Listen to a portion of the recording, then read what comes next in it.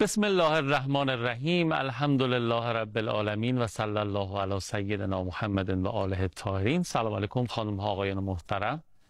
هم نفسه یاد خدا الهی که خوب باشین، سلامت تندرست باشین. خیلی ممنونم که کاراتون و برنامه هاتون رو یه جوری تنظیم کردین که برسین این ساعت این لحظه برنامه یاد خدا رو همراهی بکنین. امیدوارم که اینجا براتون مفید باشه، برنامه‌مون به کارتون بیاد. خیلی امید دارم این اتفاق بیفته. آقای صفاریان عزیز تشریف آوردن مثل هفته گذشته. انشاءالله بحث سیره انبیا از منظر قرآن کریم رو ادامه خواهیم داد در خدمت شما. یه فاصله بگیریم و برگردیم گفتمون رو شروع میکنیم. اللهم صل علی محمد و آل محمد و عجل فرجهم. بفرمایید. اللهم صل علی محمد و آل محمد و عجل فرجهم. سلام علیکم و رحمت الله. آقای صفاریان عزیز خیلی خوش آمدید. بسم الله الرحمن الرحیم. سلام علیکم و رحمت الله. عرض ادب ارادتمندی. سلام و تحیات داریم محضر دو امامزاده بزرگوار، اولاد حضرت موسی بن جعفر سلام الله علیه که مفتخره به میزبانی از اولاد و نوادگان ایشان در ایران عزیز. خدمت عوامل محترم هم سلام و عرض ادب داریم و بینندگان گرامی که انشاءالله حوصله میکنن و بحث ها براشون مفید فایده قرار باشه. در خدمت. انشاءالله خدمت از ماست. خیلی ممنونم. ما هفته گذشته بحثمون رو شروع کردیم ذیل عنوان کلی سیره انبیا از منظر قرآن کریم. سوالی من مطرح کردم چه ضرورتی داره که ما آشنا باید بشیم حتما با سیره انبیا سلام الله علیهم اجمعین، که این مسئله رو آقای صفاریان عزیز تبیین کردن، بازم با توجه به آیات نورانی قرآن کریم توضیح بفرمایید. بله، این مطلبی که در قسمت قبل عرض کردم درباره این که انبیا آدم‌های راحت نشینی نبودن، عافیت طلب نبودن، سایه نشین نبودن، در متن تحولات اتفاقا قرار دارن. یعنی همه سعیشون و تلاششون اینه که جامعه تراز، تمدن تراز، مردم تراز رو بسازند و حضرت آقای تعبیر بسیار جالبی دارن در اون کتاب طرح کلیشون. میگن که راه انبیا متفاوت از راه بقیه مصلحان عالمه. با راه معلمان متفاوته، با راه فلاسفه متفاوته، با راه رهبران اجتماعی متفاوته. به خاطر اینکه انبیا دنبال اینن که کارخانه های انسانسازی ایجاد کنن. کارخانه انسانسازی چیه؟ کارخانه انسانسازی جامعه دینی است که همه مؤلفه هاش انسان رو به سمت حضرت حق سوق میده. یعنی اگر اقتصاد و بازار داره، بازارش داره انسان رو به سمت هدایت و نور سوق میده. سیاستش همچنین، سیاست خارجیش، فرهنگش، هنرش. این جامعه تمام مؤلفه هاش انسان رو داره به سمت کمال سوق میده و این میشه کارخانه آدمسازی.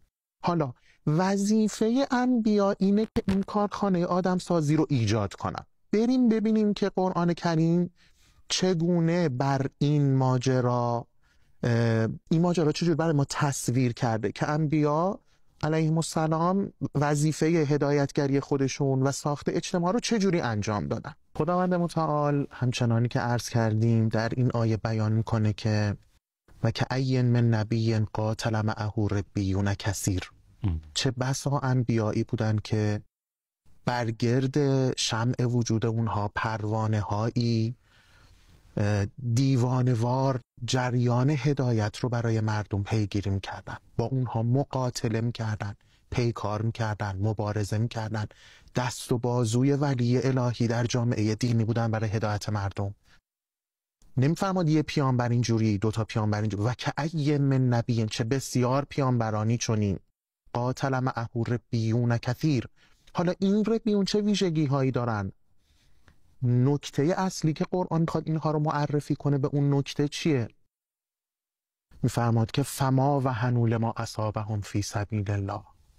اینا در راه خدا وقتی که آسیب هایی، گزند هایی، ناملایمت هایی بهشون میرسید هیچ سست نمیشدن. فما و هنول ما اصابهم فی سبیل الله و ما ضعفوا و ما استکانوا. ضعیف نمیشدن، به زانو در نمیمدن. من هفته پیش در جمع دوستان عزیز و مجاهدین بزرگوار لبنانی بودم.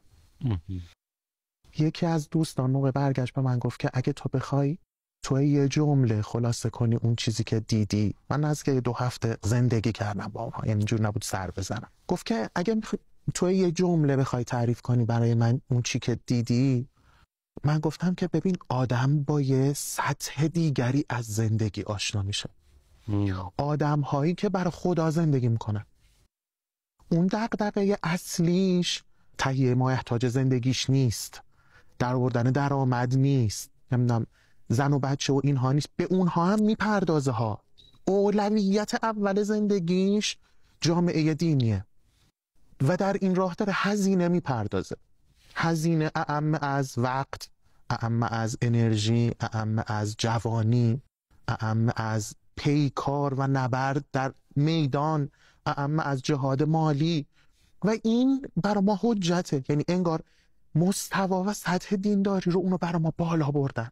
آدمگاهی با خودش فکر میکنه که خب من دین دارم اونها هم دین دارن دیگه. ببینید خداوندمون تا تو سوره مبارکه بقره میفرماد که ام حسبتم ان تدخلوا الجنه، فکر میکنید ما همینجوری مف شما رو من بهشت؟ ام حسبتم ان تدخلوا الجنه ولما یأتکم مثل الذین خلوا من قبلکم. هنوز اون ماجراهایی که سر پیشینیان آوردیم و سر شما نیاوردیم. مگه اونا چی شده بودن؟ مستهم البأساء و الضراء و زلزلوا. تکانه های شدید اجتماعی برای اونها پدید اومده، مشکلات درونی و بیرونی برای جامعه دینی پدید اومده، برای همه جوامع دینی. حتی یقول الرسول والذین آمنوا معه متی نصر الله. اینقدر این مشکلات شدید میشن تا پیامبر جامعه دینی، تا مؤمنین میگن که پس خدا کو این یاری که وعده داده بودی؟ خدا میگه آها به این نقطه رسیدی، به مو رسید. حالا خودش جواب میده الا ان نصر الله قریب. مثلا فرج و گشایش اون لحظه ها. بله، یعنی اصلا انگار سنت خدا بر اینه انسانو توی بنبست قرار بده که میزان توکلش رو بزنه. دقیقاً وقتی اسباب برای او فرو نشست، وقتی از همه اسباب ناامید شد، قطع امید کرد، حالا فرج برای او رخ میده. ببینید آیه قرآن بعضی آیات واقعا برای انسان تنبهه. میگه که ظنوا انهم قد کذبوا. بعضی وقتا حتی اینایی که خود ایمانشون درجهش پایین‌تره گمان میکنن، این فکر به ذهنشون خطور میکنه نکنه همه اینها گزاره های نادرستی هست، خدا کمک میکنه، توکل کنی، خدای خرمشهر، خدای امروزم، نکنه این گزاره ها انهم قد کذبوا، فکر میکنن دروغ بهشون گفته شده. ببینید چقدر قراره که این شداید، این ناملایمت ها زیاد بشن تو زندگی ایمانی ما. بعد خدا میگه ام حسبتم ان تدخلوا الجنه، فکر کن همونجا مف میریم بهشت. ولما یأتکم مثل الذین خلوا من قبلکم. برادران لبنانی ما، برادران سوریه ما، برادران فلسطینی ما، اینا تو این وسط میدان و معرکه ایمانشون محک بخوره، ولی ما در عافیت باشیم، ما سایه نشین باشیم. خب این عدالت خدا که جور در نمیاد. و تو را نیز کربلایی است به خون تو تشنه. آدم ها همشون با این معرکه مواجه خواهند شد. سیره قطعیه همه انبیا این شمشیر بوده در کنار اون هدایت، این پیکار دائمی بوده و ما گریزی نداریم از اینکه مواجه بشیم با این. حالا من یه نکته هم به مسئولین عرض کنم دیگه. ببین اینی که ما همیشه سعی میکنیم که مصلحت رو در سیاست خارجیمون به کار ببندیم کاملا بحث عقلایی و درست سر جای خودش، اما توی سیاست گذاری خودمون به این سمت نریم که مردم رو از جنگ بترسونیم که وای ایران نیفته تو تله جنگ. عزیز من این تله جنگ نیست، این خود پدر جد جنگه، این خود جنگه و ما خودمون وسط معرکه ایم و ایمان بدون این عرق ریختن ها امکان نداره. اتفاقا تله اصلی تله نجنگیدنه. کار شیطانه. بله. یعنی شما اگه نجنگی برو ببین اونایی که نجنگیدن چه بلایی. بله حالا انشاءالله آیاتش رو خواهیم خواند. بله. دین مداری در طول تاریخ با عافیت طلبی هیچ موقع هم نشین نبوده. ما توی سیاست گذاری همون دقت کنیم برای مردم چیزی رو تصویر نکنیم که خدا توی قرآن خلاف اون رو تصویر کرده. ام حسبتم ان تدخلوا الجنه ولما یأتکم مثل الذین خلوا من قبلکم. اونا اونجوری برن بهشت، شما اینجوری برین بهشت، نمیشه، با سنت خدا سازگار نیست. بله خیلی ممنونم آقای عزیز. اگر اجازه بدید مکسی داشته باشیم در خدمتی. بعد خدمت شما باشیم و در خدمت قرآن. آره و خدمت قرآن کریم. الحمدلله خدا کنه که تا آخر عمرمونم این توفیق رفیق راه هممون باشه، هم خدمت قرآن هم خدمت اهل بیت سایه بالا سرمون باشن، این دو یادگار پیامبر عظیم الشأن اسلام. به برکت صلوات بر محمد و آل محمد. اللهم صل علی محمد و آل محمد و عجل فرجهم. بفرمایید. اللهم صل علی محمد و آل محمد و عجل فرجها. منم مثل شما دارم لذت میبرم از فرمایشات آقای صفاریان عزیز. سراپا گوش ماجرا. بسم الله. ارادتمندی. من به نظرم میرسه که یه مقداری از محضر قرآن کریم طلب نور کنیم. سوره مبارکه ممتحنه رو حالا اگه مخاطبین بزرگوارمون هم قرآن دم دستشونه، سوره مبارکه ممتحنه رو خیلی سریع اون آیات ابتداییش رو با هم مرور کنیم. خداوند متعال اینجا میخواد یه الگو برای ما معرفی کنه. یکی از انبیاء گرامی بزرگوار رو به عنوان الگو برای ما معرفی کنه. یه مرور سریعی روی این آیات داشته باشیم. میفرماد که یا ایها الذین آمنو، ای کسانی که ایمان آوردین، لا تتخذوا عدوی و عدوکم اولیاء. دشمنو که آدم رفیق نمیگیره. لازم نیست همیشه شما در مقابل همه آدم هایی که و جوامعی که دستورات ایمانی رو صلاح خودشون قرار نمیدن پیکار کنی. نه، یه وقت اونا بر و قصر رو در مقابل شما پیشه کردن، شما هم در مقابل اونها شمشیرتون غلافه. این دیگه اسمش نمیشه دشمن.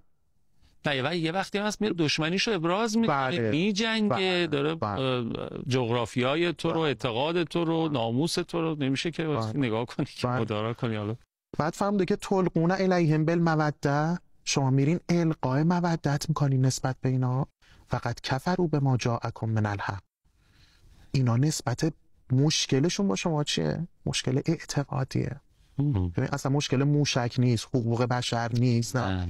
اون یه دال مرکزی دشمنی او با تو اعتقاد و تفکر تو، چون اون اعتقاد است که در نهایت موشک سازی در میاد. اینه که آقا من میخوام عزیز زندگی کنم، نمیخوام برده و بنده و مطیع تو باشم، میخوام بنده حر خدا و آزاده خدا باشم. و اون این آزادگی رو برای ما نمیپسنده اصلا. فقط کفروا بما جاءکم من الحق یخرجون الرسول و ایاکم ان تؤمنوا بالله ربکم ان کنتم خرجتم جهادا فی سبیلی و ابتغاء مرضاتی. اگر شما انقلاب کردین، انقلاب اسلامی، اگه می‌خواستین ما جا اصلا انقلاب نمی‌کردین دیگه. شما یه مسیری رو برای رضایت خدا پیش گرفتین. اگر مسیر رضایت خدا پیش گرفتین دیگه، این مسیر دنده عقب نداره، کنترل زد نداره. مسیر به سمت خدا غلط کردن و عقب گرد نداره، ارتداد میشه، خروج از مسیر هدایت میشه و ولایت میشه. تسرون الیهم بالموده و انا اعلم بما اخفیتم و ما اعلنتم. گاهی ایمیل های پنهانی میزنی، گاهی به غمزه چشم، گاهی نخ میدی.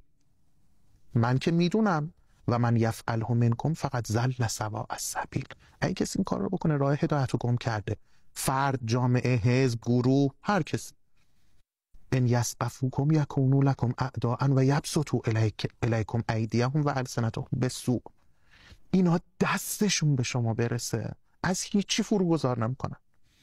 ببین الان اگه نمیزنه برای اینکه نمیتونه، همینطوره، بتونه از دشمنی کوتاه نمیکنه. ودوا لو تکفرون، اینا دوست دارن که شما اصلا ایمانتون رو رها کنید. ببین آقا الان کشورهای حاشیه خلیج فارس، خلیج همیشگی فارس، اینا به اسم مسلمانن، رابطه برقرار میکنه با رژیم غاصب صهیونیستی، رابطه مودت، رابطه اقتصادی، رابطه سیاسی. مشکل او اشهد ان لا اله الا الله نیست، مشکل او پیاده سازی اشهد ان لا اله الا الله تو جامعه. میگه تو منافع اقتصادی بر خودت در نظر گرفتی، تو فکر میکنی که مثلا بچه هات اینجوری آینده بهتری خواهند داشت.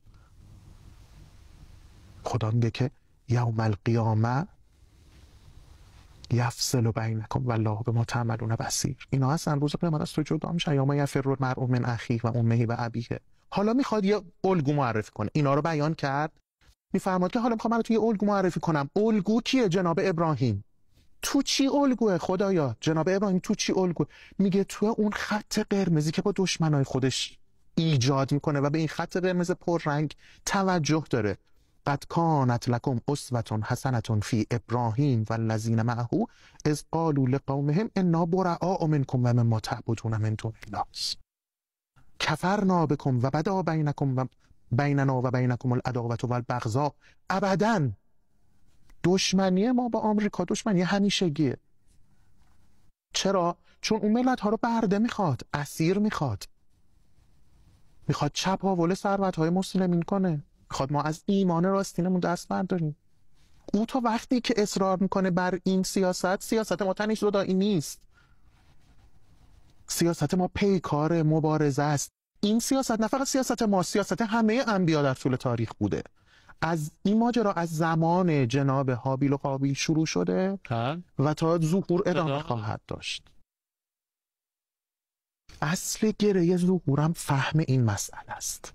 فهم این مسئله که آدم‌هایی پدید بیان همچنانی که خداوند متعال فرمود که ای من نبی قاتل معه ربیون کثیر، آدم‌های ربی پرورش یافته الهی که اینا چی کار میکنن؟ اینا در مسیر الهی از فما و هنول ما اصابهم فی سبیل الله سست نمیشن و ما ضعفوا و ما استکانوا، ضعیف نمیشن، از پا در نمیان. خداوند تا تو سوره مبارکه صف میگه که خدا آدم‌هایی رو دوست داره که در مسیر حق مقاتله میکنن. چجوری؟ صفاً که انهم بنیان مرصوص، یه جبهه واحد، این یه سازه آهنی، سازه فولادین، هیچ خلل و فرج و نفوذی نداره. این میشه الگوی جامعه انتظار به معنای واقعی خودش. انشالله که هممون بر این عهد باقی بمونیم و منتظران واقعی حضرت صاحب ثبت باشیم. الهی آمین. انشاءالله که به این رشد و کمال برسیم که شایستگی و لیاقت یاریگری امام زمان رو پیدا بکنیم و چه سعادتی از این بالاتر. و نه که میفرمودین من یاد عبارات پیامبر عظیم الشأن اسلامم میافتادم در ارتباط با اونهایی که آخرین حضرت خاتم الاوصیا رو یاریگری میکنن که چه ویژگی هایی دارن. انشاءالله که این لیاقت رو پیدا بکنیم. یعنی به نظرم میاد دنیا داره مهیا میشه برای اون موقع و باید دست به جنب کنیم اگه میخوایم تاثیرگذار باشیم و به تعبیر شما اون حلقه ابتدایی و میانی و اینا باشیم و همراه و همسفر با اماممون باید زودتر دست به کار بشیم. خیلی استفاده کردیم، مثل برنامه گذشته لذت بردم. هوامی نداریم؟ خواهش می‌کنم، در خدمت باشیم. خدا رو شکر که خدمتگزار قرآن بودیم. ان شاء الله برای مخاطبین عزیزم بحث مفید. زنده باشید. اجر شما با صاحب قرآن. و اگر نقطه نظری هم دارین حتما از طریق پل‌های ارتباطی به ما انتقال بدین. 162 شماره عمومی سازمان هم اونجا هم اظهار نظر بفرمایید. خیلی اینا مجموعاً تاثیرگذار خواهد بود در کیفیت برنامه یاد خدا. مراقب خودتون و خوبی‌ها و مهربونیاتون باشین. التماس دعا یا حق. خداحافظ.